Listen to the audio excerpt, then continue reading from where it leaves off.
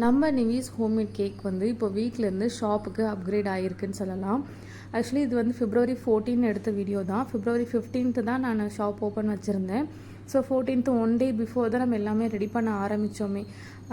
இந்த டிஸ்பிளே ஆகட்டும், அந்த ஃப்ரிட்ஜு க்ளீன் பண்ணிவிட்டு பெயிண்டிங்கு எல்லாமே நம்ம ஒன் டே பிஃபோர் தான் ரெடி பண்ணோம். என்னோடய இது வந்து பார்த்திங்கன்னா எனக்கு டெய்லரிங்கும் தெரியும், பேக்கிங்கும் தெரியும். ஸோ ரெண்டுமே என்னுடைய ப்ரொஃபஷ்னல்னு சொல்லலாம். ஸோ நான் அது ரெண்டுமே ஒரே கடையில் ஸ்டார்ட் பண்ணலாம் அப்படிங்கிறதுக்காக நான் ரெண்டுமே ஒரு சைடு ஃபுல்லாக ஸ்டிச்சிங் அண்ட் ஒரு சைடு ஃபுல்லாக பேக்கிங் அப்படின்ற மாதிரி பிளான் பண்ணியிருக்கேன். வீட்லேயே பேக் பண்ணிவிட்டு வெறும் டிஸ்பிளே அண்ட் சேல்ஸ் மட்டுமே நம்ம ஷாப்பில் வச்சுருக்கோம். ஸ்டிச்சிங் வந்து நான் ஷாப்பில் தான் பண்ணிக்கிட்டு இருக்கேன். ஸோ ப்ராப்பராக ஓரளவு நேம் போர்டு, டிஸ்பிளே போர்டு எல்லாமே ரெடி பண்ணதுக்கப்புறமா நைட் வந்து பார்த்திங்கன்னா நெக்ஸ்ட் டேக்கு என்னெல்லாம் நம்ம டிஸ்பிளேயில் வைக்கணுமோ அதெல்லாம் ரெடி பண்ணிகிட்டு இருந்தேன். ப்ரௌனீஸ், டோனட்ஸ், அப்போ அது இல்லாமல் கேக் ஆர்டர்ஸ் வேறு இருந்தது, பர்த்டே கேக் ஆர்டரும் இருந்தது.